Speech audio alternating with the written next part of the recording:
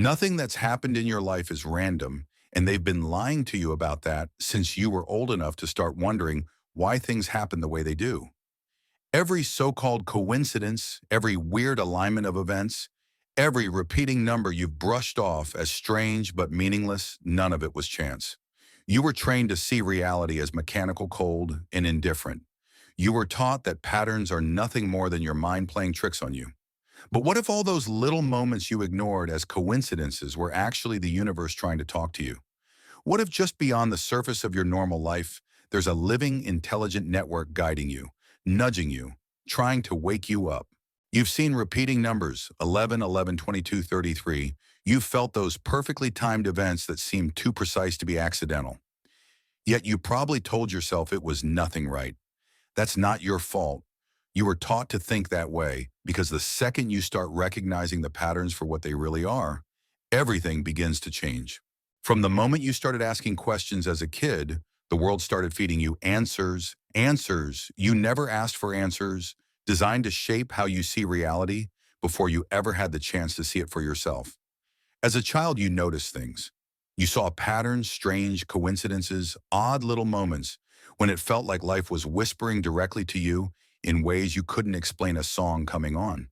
Right when you were thinking about someone, a number that kept popping up everywhere, or a sudden feeling that something was about to happen. These moments filled you with wonder. They felt important, like the universe was giving you a secret wink. But every time you tried to talk about it, the world shut you down. It's just a coincidence. You're overthinking it. That's your imagination running wild. Slowly you learned not to trust what you felt. You learned to explain away the magic you once sensed so clearly. Then school took over. You were handed a rigid framework where logic, measurable facts, and linear thinking were everything. Imagination was fine for playtime, but not for real understanding. Anything that couldn't be dissected or proven in a lab was labeled unscientific, irrational, or even dangerous. School didn't leave room for the subtle whispers of synchronicity. It trained you to only see what could be measured and to dismiss everything else as fantasy. And it's not like your teachers were evil, they were just repeating what they'd been taught. The system doesn't need villains to function, it just needs obedient people to keep repeating the program. Then there was religion. In many traditions, anything outside the official doctrine was heresy, blasphemy, or something to fear. If you felt a connection to something bigger, if you sensed the universe speaking through patterns in your life, it was either labeled divine intervention or dangerous superstition. You were rarely offered a middle ground. The idea that the universe might actually communicate through everyday moments wasn't an option. You were boxed into believing divine messages only came through sacred texts or official rituals. Everything else was your mind playing tricks. Culture and media piled on top of that. Movies, TV shows, and the news drilled into you the idea that seeing meaning in patterns meant you were paranoid or unstable, a conspiracy theorist, a weirdo, someone who couldn't accept the randomness of life. You learned that if you spoke up about believing in signs or synchronicity, people would laugh at you, so you kept it to yourself. Over time, you even stopped noticing the signs altogether. And that's exactly how they wanted it. Because if you really saw the patterns, if you let yourself recognize these connections, you'd start asking dangerous questions. You'd begin to suspect that your life wasn't just unfolding at random. You'd realize it was being shaped not by corporations or governments, but by something far older and infinitely more intelligent, an invisible structure behind reality itself. Meanwhile, as you were trained to dismiss those subtle nudges, the world kept getting louder. Social media, constant notifications, endless scrolling, each designed to keep your attention scattered.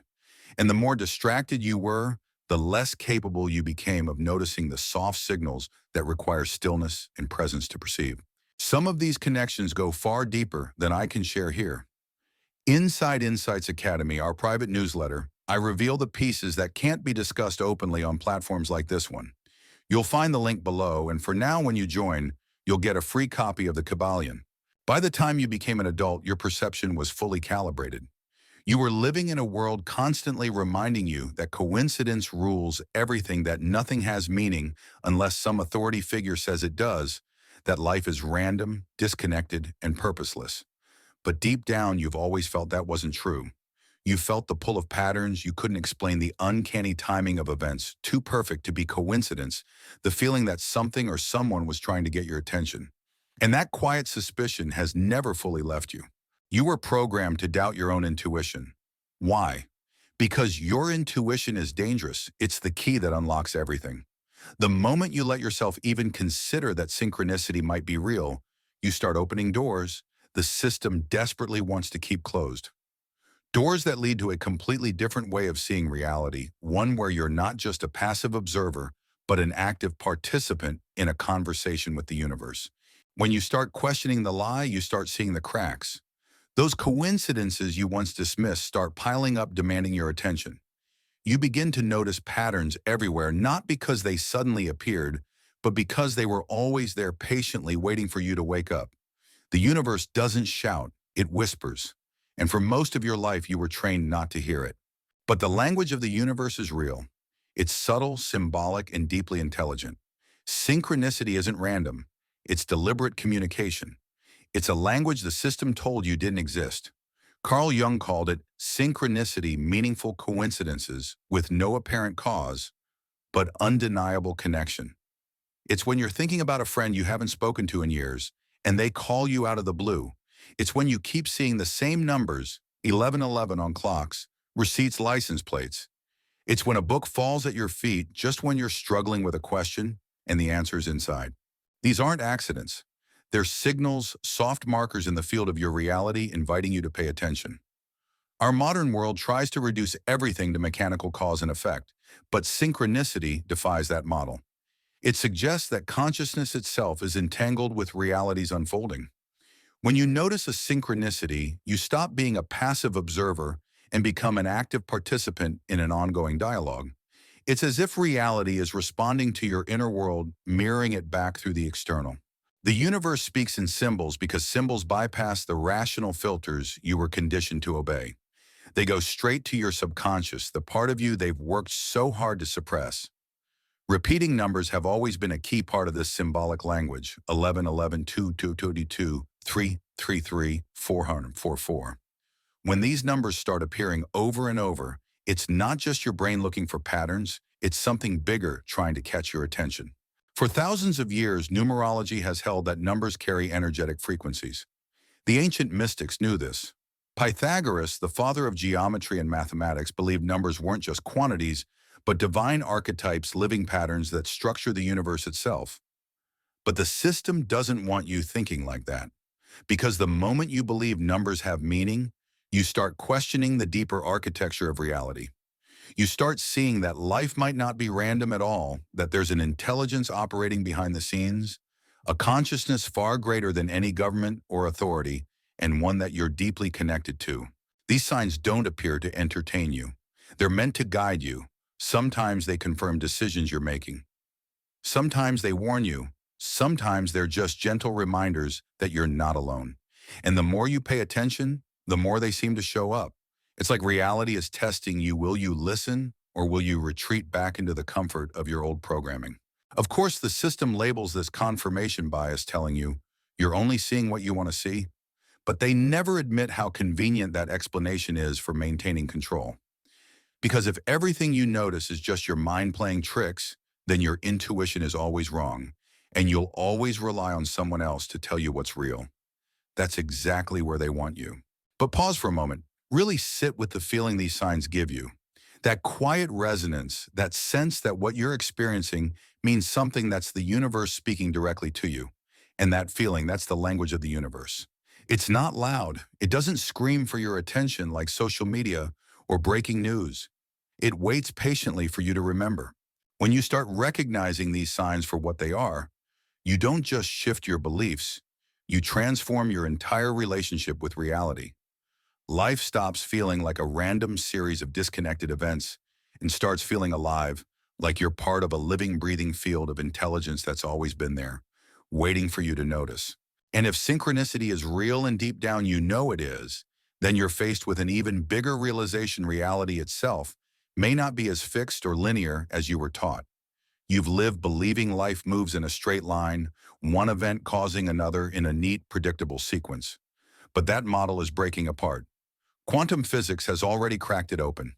The deeper we study reality, the more it behaves like something fluid, responsive, conscious. If reality is fluid, then alternate versions of your life, different timelines, aren't science fiction. They're possibilities existing side by side. You've probably felt it before without knowing what to call it. Moments when life pivots dramatically on a small choice or coincidence. You meet someone by chance and it changes everything. A new career, a relationship, a complete shift in direction. Or you narrowly avoid an accident and you wonder how different things could have been if you'd left your house just 10 seconds earlier. These moments aren't random twists of fate. They're glimpses into the fluidity of your timeline. Every choice you make doesn't just move you forward. It branches you into a new reality, an alternate version of your life that now exists alongside the one you left behind. Ancient mystics understood this long before we had words like quantum mechanics. They taught that the universe is not a rigid machine, but a vast ocean of potentialities, every moment a fork in the road. You're not walking a single preset path. You're constantly shifting between infinite possibilities based on your thoughts, choices, emotions, and awareness of the signs. This is where synchronicity becomes more than just communication. It becomes guidance. Synchronicities can serve as markers, small indicators that you're aligning with your highest possible timeline, the path that's most in harmony with your purpose. When you start noticing repeating numbers or strange alignments, it's not just validation that you're paying attention. It may be reality itself nudging you toward your optimal life, the timeline where you're in flow with the deeper intelligence of the universe instead of fighting it. And this isn't about destiny in the rigid sense you were taught to fear. It's not that everything is pre-written and you have no free will. In fact, it's the opposite. You have far more freedom than you realize. You're shifting between timelines with every choice, every thought, every decision. The signs are there to help you see where you are, to gently guide you back when you drift off course. And that, of course, is why they never taught you any of this. Because once you realize you can navigate multiple realities, you become very difficult to control. If you knew how dramatically your life could change based on your awareness and choices, you'd stop waiting for permission. You'd stop depending on experts and institutions to define your future. You'd reclaim your power, and they can't have that. Even the Mandela effect, often mocked as a collective memory glitch, hints at something deeper, a shared slippage between timelines that challenges the idea of a single objective history.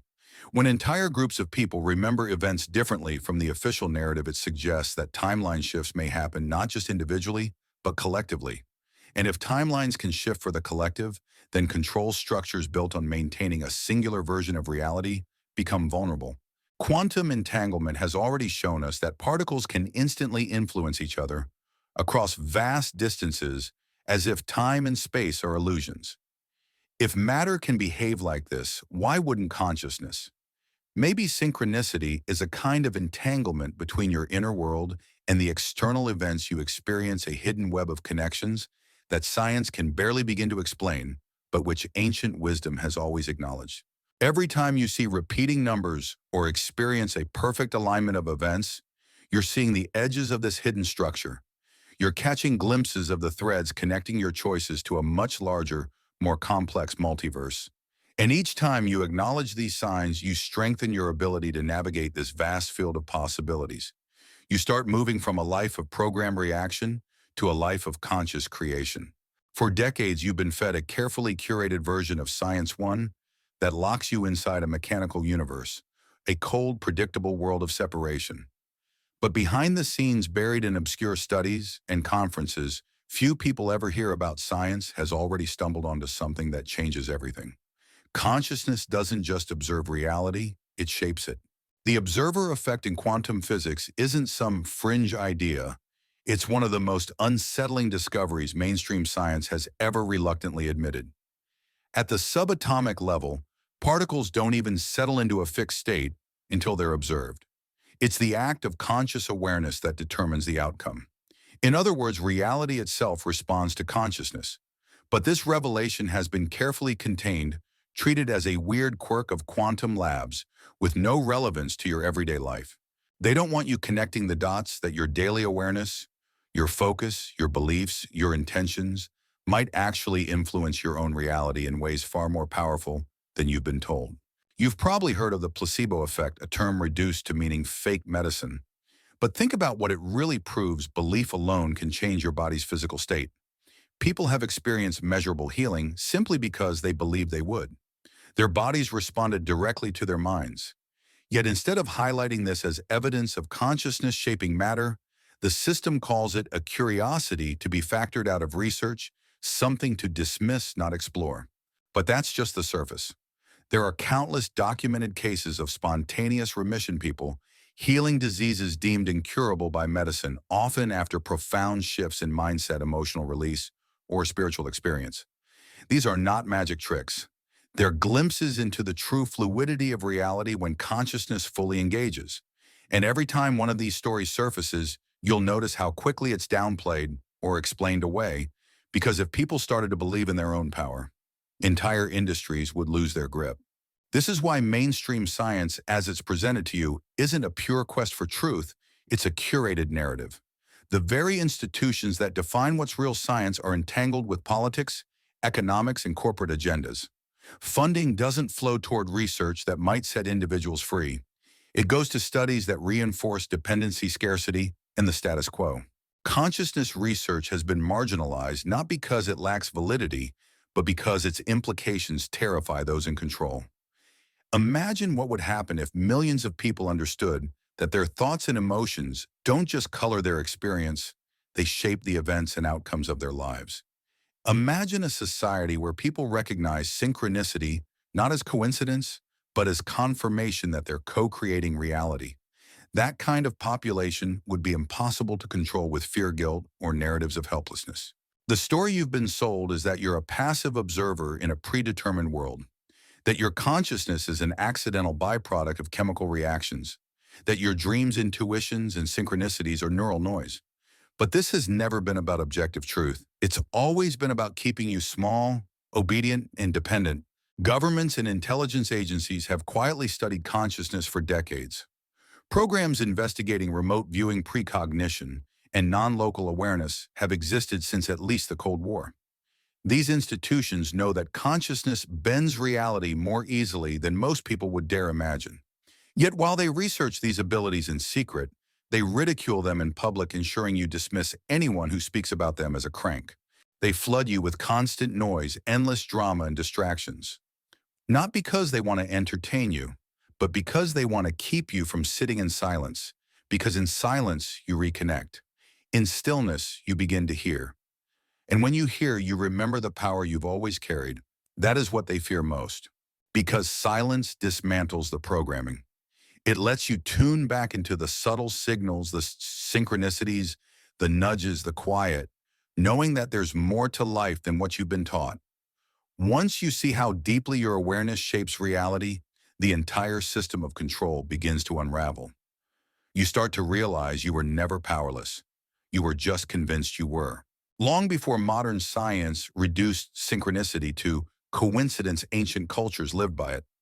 They didn't see the world as a cold, dead mechanism, but as a living, responsive field of intelligence. They knew the universe spoke through symbols, numbers, dreams, and signs, an ongoing dialogue between the visible and the unseen. Numbers held special meaning. They weren't just tools for counting. They were energetic frequencies, archetypal forces that structured reality. Pythagoras taught that numbers were the building blocks of the universe's harmony, not mere quantities. And repeating numbers like 11, 11, 222, or 333 weren't random. They were signals, cosmic wake-up calls embedded in your personal timeline. These numbers appear at precise moments to catch your attention, to pull you back into alignment, to remind you that something larger is at play. The ancients understood this. They preserved the knowledge in secret texts, symbols, and oral traditions. But as power centralized through religion and empire, this wisdom was either hidden or distorted, because people who understand the universe speaks directly to them are not easy to manipulate. The deeper truth is that the universe has always been communicating with you, but you were trained not to listen.